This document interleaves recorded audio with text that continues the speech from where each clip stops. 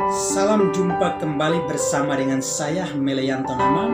Tema kita hari ini berbicara tentang doa Bapa, doa Kristus, doa Roh Kudus. Ketiga topik menarik ini saya akan membagikan kepada saudara supaya seluruh iman kepercayaan kita kepada Tuhan tetap bertumbuh dengan secara rapi kepada Dia. Dan bahkan tujuan pentingnya daripada pengajaran hari ini adalah supaya kita tahu bahwa di dalam Alkitab ada tertulis tentang doa Bapa, doa Kristus, doa Roh Kudus. Yang pertama saya kasih doa Bapa. Kejadian pasal 1 ayat 26 sampai ayat 28. Di sana berbicara tentang musyawarah Tuhan, tentang rapat-rapat Tuhan, tentang nama pergumulan doa daripada Tuhan sebelum Tuhan menjadikan manusia. Dan tujuan daripada seluruh pergumulan atau doa atau musyawarah daripada Tuhan alam waktu itu adalah untuk menjadikan manusia serupa dan segambar dengan dirinya. Dan faktanya saudara, sudah berhasil Tuhan menjadikan manusia serupa dan segambar dengan dirinya. Saudara kekasih, di samping itu juga bahkan tujuan dari Tuhan adalah menjadikan manusia serupa dan segambar dengan dirinya adalah supaya ada terjadi sebuah hubungan komunikasi yang baik antara sang pencipta dengan hasil karyanya itu manusianya itu sendiri. Saudara, bahkan di samping itu juga saudara kasih, tujuan Tuhan menjadikan manusia serupa dan segambar dengan dirinya adalah supaya terjadi sebuah keterbukaan hidup atau sebuah kejujuran daripada manusia dengan Tuhan di saat berkomunikasi. Nah, berhubung saudara kasih, ketika Adam dan Hawa sebagai manusia pertama hasil karya ciptaan Tuhan atau setelah berhasil dijadikan oleh Tuhan melalui sebuah pergumulan doa, melalui sebuah musyawarah yang begitu menariknya oleh rahasia Tuhan itu sendiri, lalu Tuhan setelah menjadikan Adam, maka menempatkan Adam di dalam sebuah taman disebut Taman Eden. Tetapi tidak lama kemudian maka Alkitab menyatakan bahwa Adam dan Hawa tergoda oleh iblis lalu jatuh dalam dosa. Dan ketika mereka jatuh dalam dosa, mereka sudah berpisah dengan Tuhan. Bahkan mereka merasa hidup sudah lain, tidak seperti biasanya. Mereka bertindak yang bersembunyi dari hadapan Tuhan. Bahkan yang paling parahnya lagi, mereka bertindak saudara kasih untuk mencari cara sendiri untuk demi dapat menutupi rasa kesalahan mereka atau keberadaan mereka yang sudah bersalah di hadapan Tuhan. Dan cara itu salah saudara kasih. Untuk itu di suatu ketika Alkitab di Kejadian pasal 3 ini menyatakan bahwa Tuhan berjalan-jalan di dalam Taman Eden di hari yang sejuk. Lalu ketika di waktu itu Adam dan Hawa mendengar bunyi langkah Tuhan sedang berada di dalam taman itu. Dan ketika Tuhan berjalan taman itu, Tuhan tujuannya adalah mencari Adam dan Hawa di mana mereka berada. Bahkan Tuhan memanggil mereka dan berkata kepada mereka dengan satu kalimat yang sangat menarik saudara adalah, "Where are you?" Di manakah engkau? Lalu Adam secara spontan menjawab, "Karena perempuan yang kau tempatkan di sisiku yang memberiku aku makan buah yang kau melarang itu, maka aku makan." Lalu perempuan itu Hawa itu juga turut mempersilahkan iblis saudara atau setan atau ular itu saudara di waktu itu. Untuk itu saudara kasih, tujuan daripada doa Bapa kepada manusia yang telah dijadikan intinya adalah supaya ada hubungan hidup kita dengan Tuhan dalam bentuk rupa dan serupa kita dengan Dia atau segambar kita dengan Dia. Tetapi kemudian juga saudara kasih, kita harus bisa memiliki sebuah komunikasi yang bagus dengan Tuhan. Bahkan yang terakhir adalah supaya kita memiliki sebuah kehidupan yang jujur di mata Tuhan. Kata serupa dan segambar ketika Tuhan menjadikan manusia serupa dan segambar dengan Dia adalah berbicara soal sifat kita, karakter kita, cara berpikir kita. Semuanya harus seturut dengan apa maunya Tuhan, seturut dengan kehendaknya Tuhan yang benar. Untuk itu ketika Adam dan Hawa jatuh dalam dosa, yang pertama kali mencari mereka adalah Tuhan, yang pertama kali memanggil mereka adalah Tuhan, dan yang pertama kali berbicara atau berfirman kepada mereka adalah Tuhan, dan tujuannya adalah supaya ada sebuah kejujuran manusia. Karena itu Adam mengaku dengan jujur bahwa mereka telah berdosa, mereka telah memakan buah yang dilarang oleh Tuhan itu.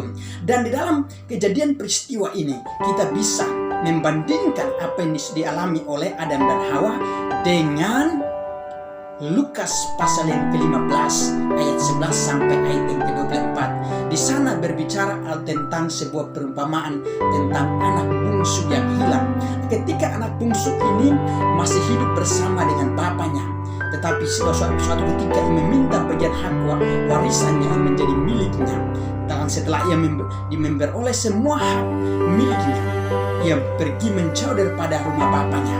Dan di sana tempat yang lain yang bukan di tempat rumah bapaknya lagi itu, ia berfoya-foya, bahkan ia menghabiskan seluruh harta kekayaannya.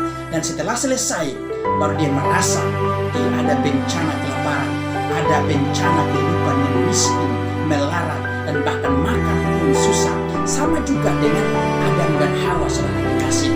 Ketika mereka masih hidup dalam keistimewaan, dalam hadirat Tuhan, di dalam tamannya Tuhan, mereka bisa menikmati seluruh berkat-berkat Tuhan.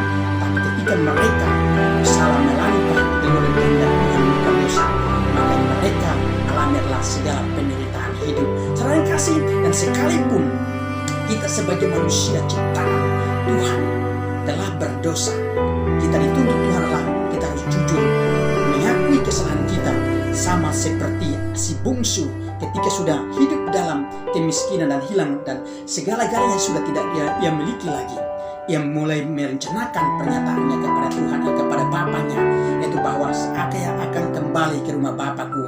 Di sana saya akan menyatakan, Bapa, aku tidak layak terhadap surga dan terhadap Bapa. Tetapi saudara kasih, apa yang terjadi?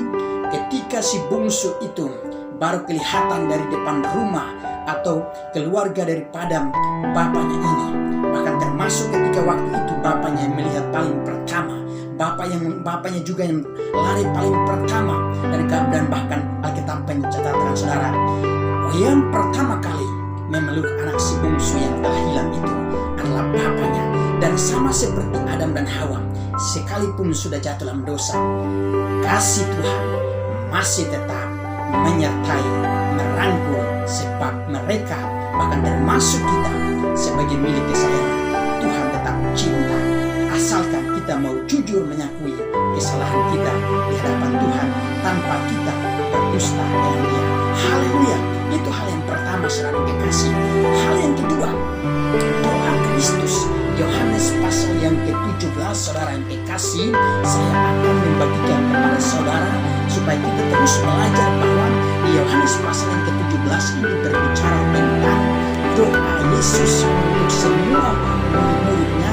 Bahkan yang paling menariknya lagi adalah doa Tuhan Yesus adalah untuk semua orang di dunia ini, orang itu yang percaya kepada Dia atau tidak, bahkan orang yang percaya kepada Dia pun Tuhan Yesus tetap berdoa untuk semua manusia yang ada di muka bumi. Tujuannya daripada Tuhan Yesus berdoa kepada manusia yang di seluruh dunia ini adalah supaya hidup bersatu dengan Tuhan Yesus itu sendiri, dan supaya suatu kelak di mana Tuhan Yesus itu berada, di situ kita berada. Jika Tuhan berada di surga, maka orang-orang yang percaya kepada Dia pun harus berada di surga. Dan saudara, dan bahkan dimanapun kita berada, kita harus hidup bersama dengan penyertaan Tuhan Yesus. Dan saudara kasih, Tuhan Yesus berdoa adalah supaya orang-orang yang hidup dalam Tuhan itu bersatu. Untuk itu saudara kasih, hari ini saya tekankan kepada saudara selaku orang Kristen dari berbagai denominasi gereja, tugas kita adalah harus kembali bersatu. Sekalipun ada perbedaan doktrin ajaran dalam gereja, setiap gereja masing-masing begitu ada banyak perbedaan ajaran, tetapi satu hal yang kita harus tanamkan, kita hanya harus berdiri atas dasar satu Tuhan, satu iman, satu baptisan. Jangan karena gara-gara hanya berdoa, cara berdoanya yang berbeda, caranya baptisan yang berbeda, sampai hari ini kita tidak pernah bersatu. Satu gereja mengunjungi satu gereja yang lain, malah lebih parah lagi, tidak bisa untuk melakukan hal yang mungkin. Bertemu dengan orang, berdiskusi tentang kebenaran Tuhan, karena terjadi perbedaan. Terkadang gereja-gereja satu yang lain tidak begitu akur untuk berbagi pengalaman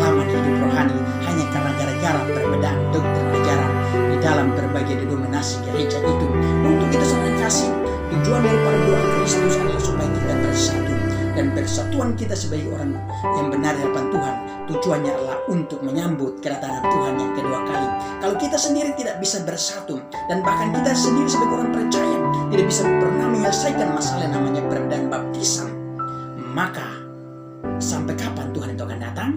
Tuhan datang ketika kita benar-benar bersatu, dan kita akan menyembah, dan kita akan mengakui bahwa Tuhanlah Raja di atas segala raja. Haleluya.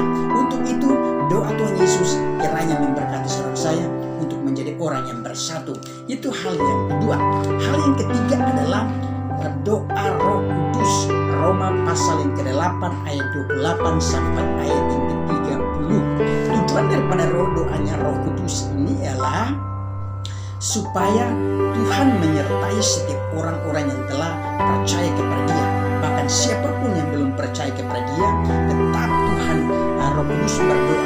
Mengapa tujuan pentingnya Roh Kudus ini berdoa untuk seluruh orang-orang yang percaya kepada Tuhan?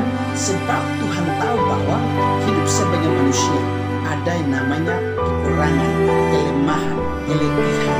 Karena itu segala perkara-perkara dan tekanan-tekanan hidup yang kita alami bahkan membuat kita sebagai orang percaya tidak bisa berdoa, maka fungsi daripada Roh Kudus adalah tetap mendoakan kita. Sekalipun kita tidak bisa berdoa, Roh Kudus masih berdoa bagi kita.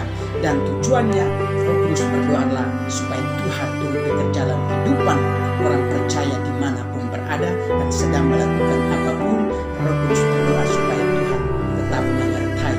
Saudara yang kekasih, kiranya renungan yang singkat ini menjadi berkat untuk saudara sekalian.